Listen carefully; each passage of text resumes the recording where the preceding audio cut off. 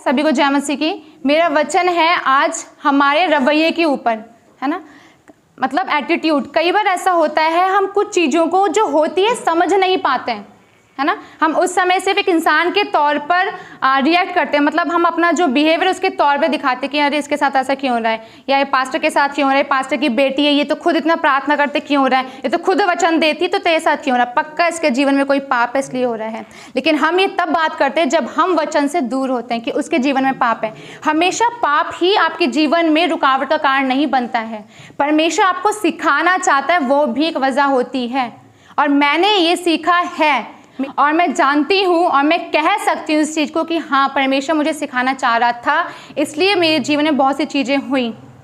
ठीक है, तो हमारे जीवन में जब बहुत सी नेगेटिव चीज़ें होती हैं, हम बोले नकारात्मक, ठीक है, पॉजिटिव मतलब अच्छी चीज़ें होती हैं, सबके पीछे योजनाएं होती परमेश्वर की। बस हम पे निर्भर करता है कि हम उसको किस तरीके से ले रहे हैं, हम अच्छे तरीके से ले रहे हैं या गलत तरीके से ले रहे हैं, ये हमारे ऊपर होता है। उस समय हम नहीं समझ पाते हैं, ये सच है। लेकिन जब हम उन चीज़ों से होके गुजरने लगते हैं और जब हम प्रार्थना करते हैं, वचन पढ़ते हैं, तब हमें समझ में आता है कि हाँ, सच में परमेश्वर की ही योजना थी हमारे जीवन में जो ये सब हुआ।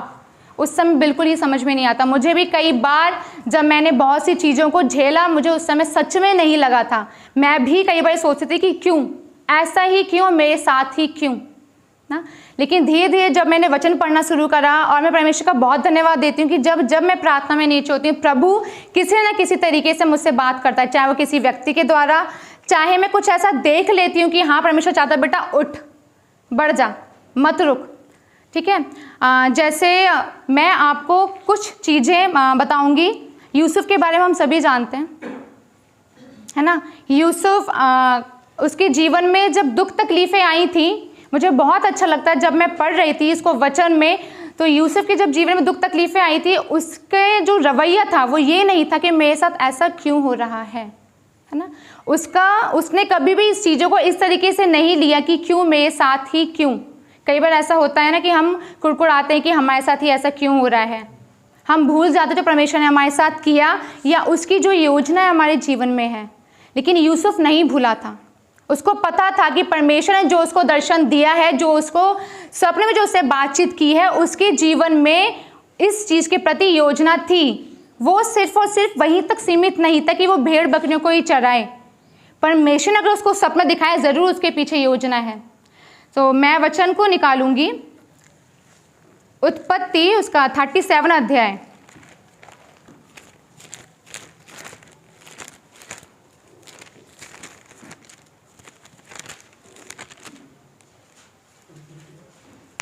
उत्पत्ति उसका 37 अध्याय मैं पढ़ती हूँ। इसमें यूसुफ के बारे में लिखा हुआ है। जब मैं ये वचन पढ़ रही थी तो मैंने बहुत सी चीज़ों को, बहुत सी बातों को सीखा।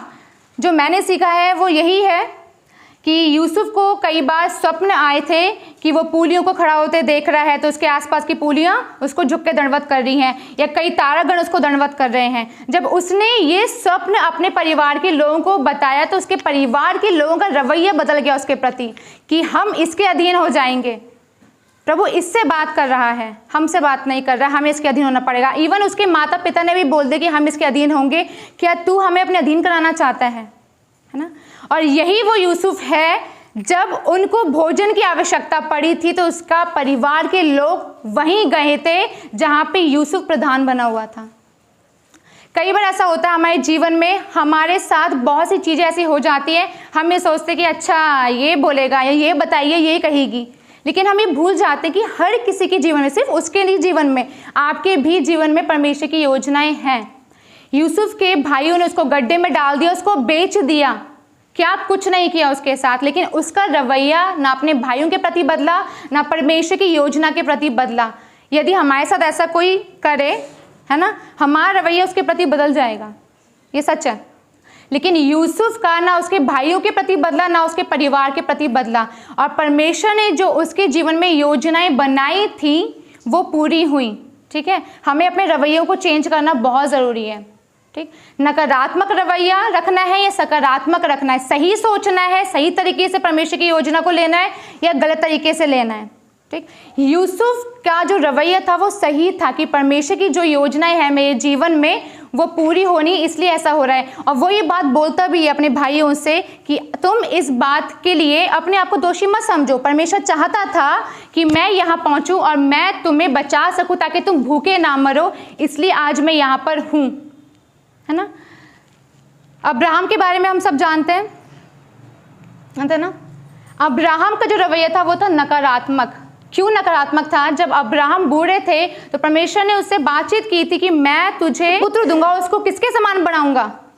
बालू के किनको के समान, है ना। लेकिन अब्राहम के अंदर क्या सोच आया था कि मैं तो इतना बूढ़ा हूँ। ने अपनी पत्नी सारा को बताया था तो उसके भी मन में ये आया था कि मैं कैसे एक संतान को उत्पन्न कर सकती हूँ। वो ये भूल गए थे कि जो उसको बता रहा है वो कौन है। क्या अब्राहम नहीं जानता होगा परमेश्वर के बारे में? क्यों परमेश्वर के वचन में लिखा है कि अब्राहम मेरी उपस्थिति में चलता जा और सिद्ध होता जा। इसका अर्थ ये है कि परमेश्वर के बारे में वो जानता था कि परमेश्वर जो बोलता है वो करता है। फिर भी उस समय जो उनका रवैया था वो परमेश्वर की योजना के प्रति पूरा बदल गया। वहां पे उन्होंने कैसा अपने आप को दिखाई कि एक मनुष्य के तौर पे, है ना, कि नहीं प्रभु ऐसा कैसे हो सकता है। सारा ने बोला कि नहीं, और फिर बाद में उसी समय पे जो उनकी नियुक्त किया था एक बच्चा उत्पन्न हुआ जिसका नाम क्या था? अब्राहम के पुत्र का नाम क्या था? क्या था अब्राहम के पुत्र का नाम? इसहाक, है ना। यही होता है, एक तरफ यूसुफ है और एक तरफ है अब्राहम। यूसुफ का रवैया, वो कलेश से होके गुजरा, कितना कुछ उसने झेला, लेकिन उसका रवैया अपने परमेश्वर उसकी योजना के प्रति नहीं बदला। लेकिन वही रवैया जब अब्राहम के ऊपर जब परमेश्वर ने बोला कि मैं तुझे एक बालक दूंगा, तेरे वंश को बढ़ाऊंगा, उसका रवैया बदल गया। यही होता है आज हमारे जीवन में। हम जब परमेश्वर की योजना को समझ नहीं पाते तो हम बन जाते हैं अब्राहम की सोच के समान, और जब हम समझते हैं तो हमारी सोच कैसी हो जाती है? यूसुफ। जब आप वचन पढ़ेंगे ना, सच में परमेश्वर के वचन में इतनी अद्भुत बातें हैं कि जब आप उनको पढ़ते जाएंगे तभी आप समझेंगे। सिर्फ आए, चर्च अटेंड करें, नहीं, उन सब चीज़ों से निकलिए, अपने आप को बढ़ाइए, वहाँ तक सीमित मत रहिए। क्यों हमने अपने आप को रिजर्व कर रखा है? इतना कोई भी व्यस्त नहीं है जिसके पास परमेश्वर के वचन की समय नहीं है, प्रार्थना का समय नहीं है। हमें अपने परिवार का, अपने घराने का, अपने चर्च का, अपने कलीसिया का बोझ होना चाहिए। यूसुफ के अंदर बोझ था, तभी उसने अपने भाइयों को माफ कर दिया। अगर उसके अंदर बोझ है तो वो भी कहता हाँ इसने मेरे साथ ऐसा करा, मैं भी ऐसा कर दूंगा, है ना। लेकिन वही था यूसुफ जिसने अपने भाइयों को भूखे मरने नहीं दिया, ना अपने माता पिता को। जब परमेश्वर हमारे लिए योजनाएं बनाता है ना, और जब उसको पूरा करने लगता तो आप कितना भी कठोर कर लें अपने आप को, वो नहीं बदलने की। वही लोग थे जो बोल रहे थे कि क्या हम तेरे आगे दंडवत करेंगे, और वही लोग यूसुफ के द्वारा बचे। तब उन्हें याद नहीं आया क्योंकि वो जान गए थे, और उसका पिता भी जान गया था कि जो यूसुफ ने मुझे स्वप्न बताया था, परमेश्वर की इसके जीवन में योजना है। आज हमारा जीवन कैसा है? क्या हम यूसुफ की तरह बन रहे हैं? यूसुफ ज़्यादा उम्र का नहीं था, वो कोई बड़ा या शादीशुदा व्यक्ति था, वो एक बच्चा था। जब परमेश्वर यूसुफ से बात कर सकता है, क्यों हम बोलते हैं नहीं ये बच्ची तो ऐसी ही है? नहीं, वो ऐसी नहीं है, आपने उसको ऐसा बनाया है। आप उसको लेके आओ अपने चर्च में, आप क्यों नहीं लेके आते हो? कल को आपके बच्चों का लेकर भी आपको ही देना पड़ेगा, वो तो देगा ही, लेकिन परमेश्वर आपसे पूछेगा कि जब मैं तुझसे कहा था अपनी बच्ची को लेके, तूने बोला कि वो ऐसी ही है, ऐसी नहीं है, आपने बनाया है ऐसा। माता पिता कर्तव्य होता है अपने बच्चे को बनाना, सुधारना, बढ़ाना, बिगाड़ना भी। आप बिगाड़ना चाह रहे हैं या सुधारना चाह रहे हैं? जब यूसुफ से परमेश्वर बात कर सकता है, परमेश्वर हम में से हर एक से बात कर सकता है, लेकिन हमारा रवैया कैसा है? हम किस तरीके से परमेश्वर की योजना को लेते हैं? आज इतने साल हम सब के सब इतने पुराने मसीह हो गए हैं। मैं किसी को ये ना सोचे कि हाँ ये मेरे को टोंट मार रही है या मुझे बोल रही है, ठीक है। मैं आप सब किसी को नहीं बोल रही हूँ, जिसके जीवन को चुभा या किसी को लगा तो सच में परमेश्वर आपके अंदर काम कर रहा है, आपसे बात कर रहा है परमेश्वर का वचन। आप इसको नकारात्मक तरीके से ना ले कि वहाँ पे जाके वो बोल रही है या कुछ कह रही है, सुना रही है। नहीं, ये मानसिकता हमें बदलनी है, हमें चेंज करना। हम कब तक अपने आप को ऐसे रखेंगे? कब तक? बच्चे नहीं हैं हम, वचन कब से सुन रहे हैं? मेरे पेट में दर्द हो रहा है, पास्टर जी को फोन करना है, प्रार्थना कर दीजिए। क्यों? आप करो ना प्रार्थना। कब तक प्रभु का दास आपके पास वही चीज के लिए आते रहेगा? उसके पास और भी चीज है। जब अगर हम इसी में सीमित रह गए, हमारा चर्च कब बढ़ेगा? फिर ये चर्च आपका है, आपका और आपको ही बढ़ाना है। हमें यूसुफ की तरह अपने रवैयों को रखना है। बस बहुत हुआ, बहुत हो गया अपने आप को उसी मानसिकता में रखना, पैर दर्द के प्रार्थना इसके लिए नहीं, आपको खुद करनी है। वचन पढ़िए, प्रार्थना करिए। क्यों नहीं पढ़ते हम प्रार्थना, क्यों नहीं करते हम वचन, क्यों नहीं पढ़ते हैं? ना हम प्रार्थना करें ना हम वचन पढ़ें, समय ही नहीं, इतने व्यस्त हो गए हम, हमारे पास समय नहीं परमेश्वर के लिए। हमें बदलना है अपने आप को, सोच को, ठीक है? ये तब होगा जब परमेश्वर के वचन के नजदीक आएंगे। अगर आपका मन नहीं हो रहा है ज्यादा प्रार्थना करने का, थोड़ी देर करिए, लेकिन करिए तो सही। करना ही नहीं है, वो आपके ऊपर है, वो आप कर रहे हैं। उपवास अगर हम रखना चाहते हैं, ठीक है, हमें उसके लिए खुद प्रार्थना करनी पड़ेगी, क्योंकि उपवास वो आपका है, वो आपकी उन्नति के लिए है। लेकिन आप अगर दूसरों की उन्नति के रखना चाहें तब भी आपको ही करना पड़ेगा, पहल आपको करनी पड़ेगी। आप बोलेंगे परमेश्वर मैं चाहता हूँ उपवास रखना, मैं चाहती हूँ उपवास रखना, प्रभु तो मेरे शरीर को तैयार कर, मेरे शरीर को तैयार करो। लेकिन मैं ये बोलूँ कि नहीं, वही प्रार्थना करेंगे तभी होगा? नहीं, जो परमेश्वर उनका, परमेश्वर हमारा है। क्यों लिखा है वचन में कि मेरे नाम से लोग बड़े बड़े काम करेंगे? ये लिखा होता है याजक करेंगे, क्यों लिखा है?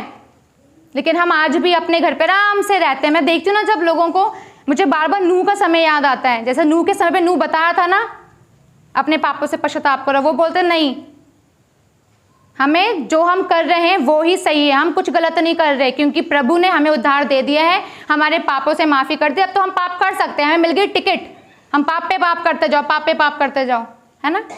नहीं, इसलिए हमारे जीवन में परमेश्वर की योजनाएं पूरी नहीं होती, क्योंकि हमने अपने आप को नहीं बदला, हमारा रवैया वही का वही है। हम उस चीज़ को अच्छे वे में लेना कि हाँ परमेश्वर कुछ सिखाना चाह रहा है। मैंने सीखा है बहुत कुछ अपने जीवन से, बहुत कुछ। अब मैं सच में परमेश्वर का धन्यवाद देती हूँ कि प्रभु ने मुझे सिखाया है। मैं जिन भी स्थितियों से मैं होके गुजरी हूँ, सब में कुछ ना कुछ मैंने सीखा है, ठीक है? मैंने यूसुफ के बारे में आपको बताया, अब्राहम के बारे में बताया। अब हम जानते हैं इजराइलियों के बारे में। मूसा जब इजराइलियों को बचा के लेके आ गए थे, उनका कुड़कुड़ाना बुड़बुड़ाना बंद नहीं हुआ था। हम सब जानते हैं ना, वचन में हम सब ने पढ़ा है ये। तो आज मैं आपको बहुत अद्भुत बात बताती हूँ इजराइलियों के बारे में कि नकारात्मक रवैये से और सकारात्मक रवैये से, हमारा एटीट्यूड जिसको मैं बोल रही हूँ, क्या कुछ हो सकता है। हम खो भी सकते हैं, हम पा भी सकते हैं। इजराइलियों ने जो परमेश्वर के साथ जो बुड़बुड़ाना किया, वो उनके लिए कितना हानिकारक सिद्ध हुआ। आज हम पढ़ते भजन संहिता,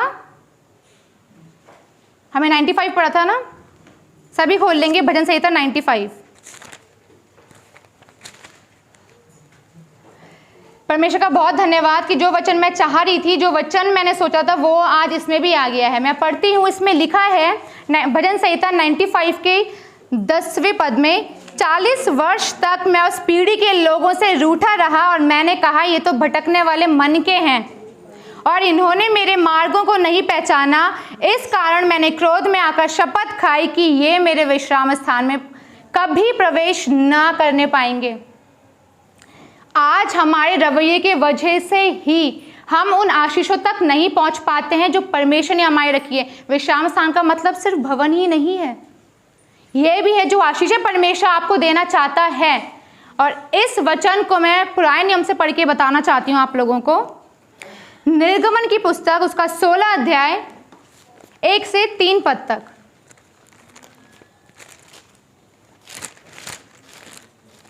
सभी लोग अपनी बाइबल से निकाल लें। निर्गमन की पुस्तक, उसका 16 अध्याय 1 से 3 पद। फिर एलीम से कूच करके इजराइलियों की सारी मंडली मिस्र देश से निकलने के बाद दूसरे महीने के 15वें दिन को सीन नामक जंगल में, जो एलीम और सीने पर्वत के बीच में है, आ पहुंची। जंगल में इजराइलियों की सारी मंडली मूसा और हारून के विरुद्ध बकबक करने लगी, जैसे मैंने बताया कुड़कुड़ाना। इजराइली उनसे कहने लगे, जब हम मिस्र देश में मांस की हांडियों के पास बैठकर मनमाना भोजन करते थे, तब यदि हम यहोवा के हाथ से मार डाले भी जाते तो उत्तम वही था। पर तुम हमको इस जंगल में इसलिए निकाल ले आए हो कि सारे समाज को भूखो मार डालो। आज भी हमारी प्रवृत्ति इजराइलियों के समान है।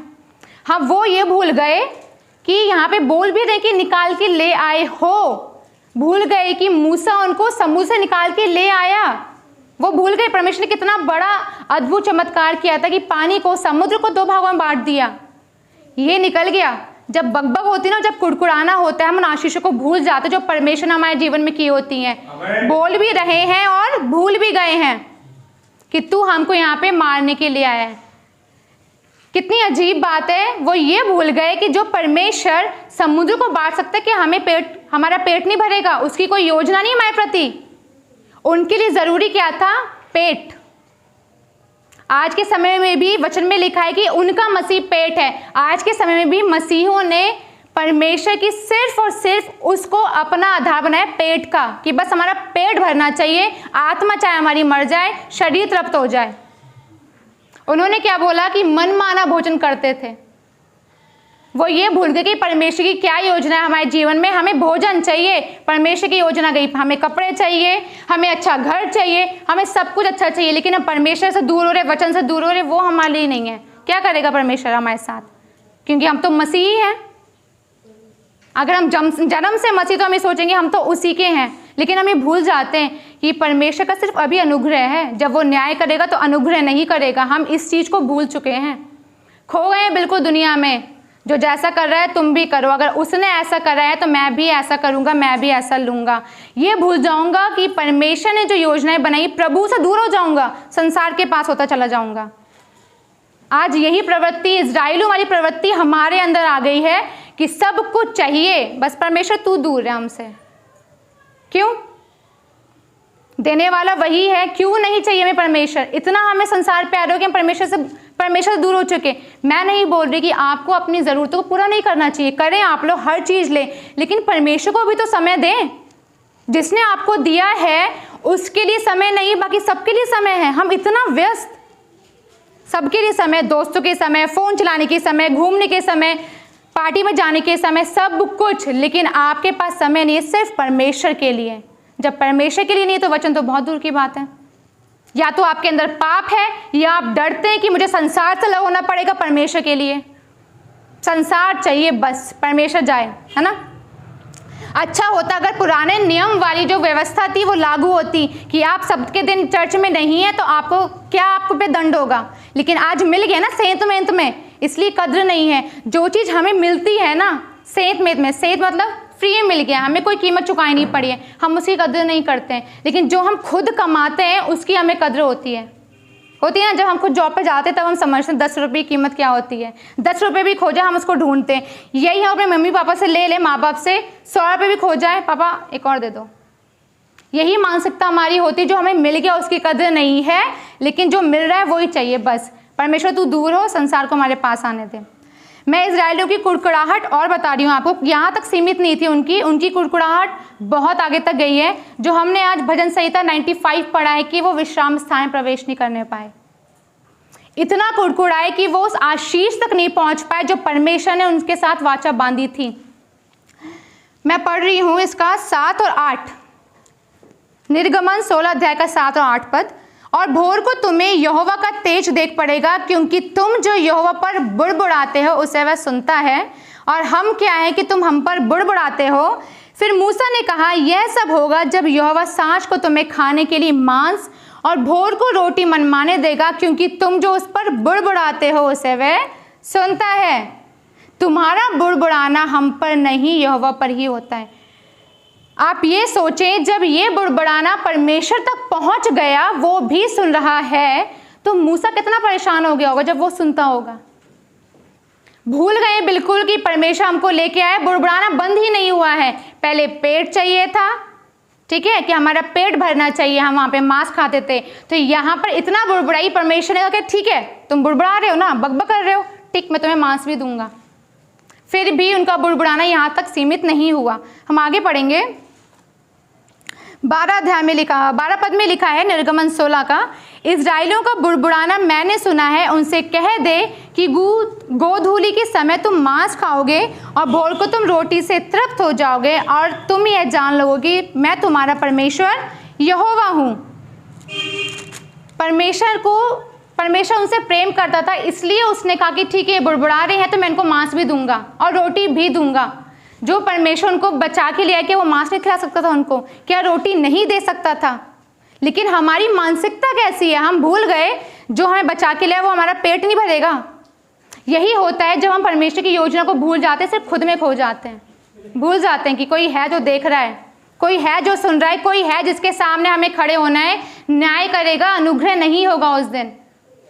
यही हुआ था, इनका बुड़बुड़ाना परमेश्वर ने सुना और ये भूल गए थे प्रभु परमेश्वर हमें वहाँ से बचा के लिए आया है। परमेश्वर ने क्या किया, फिर उनके खाने के लिए उनका इंतज़ाम करके ठीक है मैं तुम्हें मांस भी दूंगा और रोटी भी दूंगा। मांस भी मिल गया, रोटी भी मिल गई।